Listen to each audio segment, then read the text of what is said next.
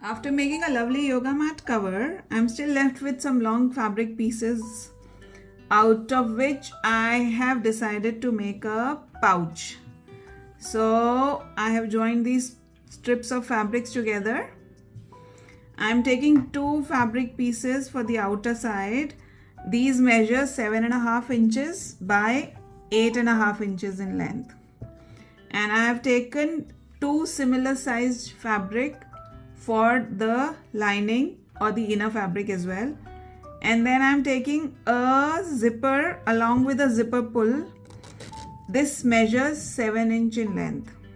So I'll begin with making a boxed pouch out of these remains of fabric. One of the fabric pieces and the zipper, and I'll place the zipper pull facing downwards on top of it, and I'll cover it with the lining fabric whose right side is facing down. So basically the two right sides of the outer fabric and the inner fabric are facing each other, and the zipper along with the zipper pull is sandwiched between the two.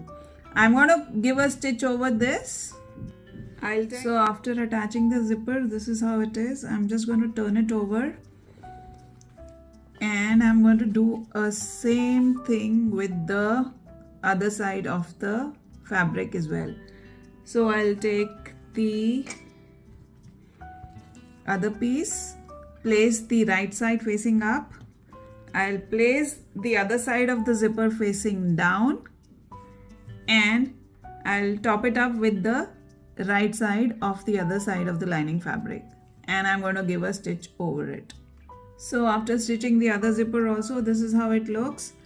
Now I am going to give a top stitch on both the sides of the zipper, a top stitch on this side as well as on this side. While giving a top stitch, I just have to make sure that I do it very nicely so that there's no fabric that gets stuck under the zipper, either on the main side or on the inside of it. So just pull it to the edges so that the top stitch comes out nice and neat. So after giving a top stitch, this is how nicely it has turned out to be from the outside and the back side as well. Now we are just going to run through the zipper once or twice to make sure that it is running smoothly. Now we are simply left with closing the bag with the final stitch on all the four edges. We can optionally add a hand tie to it on one of the corners or both the corners, and we can also optionally box the four corners of the bag. For making a hand tie, I'll take a long strip of fabric, fold it into half, draw a crease with my hand, open the crease and bring the edges of the crease to the center and give a stitch over it. I'll stitch on both the open end as well as the closed end. To attach this hand tie, I have folded it into half and I'll put it right in the center of the bag, like that is along with the zipper. So I'm going to just clip it here for once. So after attaching the hand tie to one of the sides, I'm just going to simply fold it with the right sides facing each other and the lining fabrics facing each other and give a stitch along the open edges. While giving a stitch on the inner side, I'm just going to leave a gap of about 3 inches at the bottom. This is going to help me turn over the bag to the right side once it's done. So this pouch is almost ready. Now we just have to do the boxed corners, and this is optional. I can either leave it as it is and turn it over to the right side and it will be done with flat bottoms. But since I want boxed corners, I'm going to cut squares of 1 inch at these bottoms. So for that, I'm going to mark from crease to crease 1 inch squares at all the 4 bottoms. and then make the boxed corners.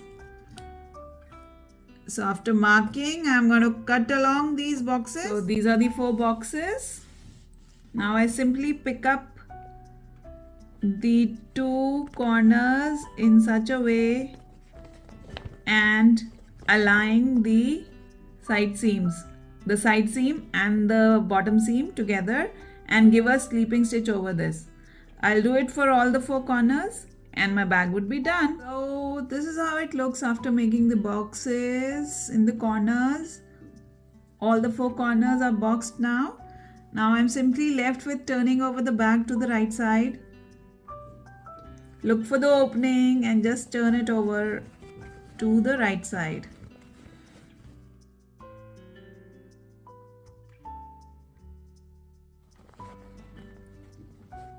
Wow, the boxes have come out really nice and neat. Just poke the 4 corners nicely. And let's look at the hand tie. This also looks great. And so is the other edge. Now we are only left with just closing this opening that we had left for turning. So it's ready. Nice and neat box corners, nicely attached hand tie, and a beautifully professionally attached zipper. And it looks good. So this simply is a good use of smaller pieces of some leftover fabric.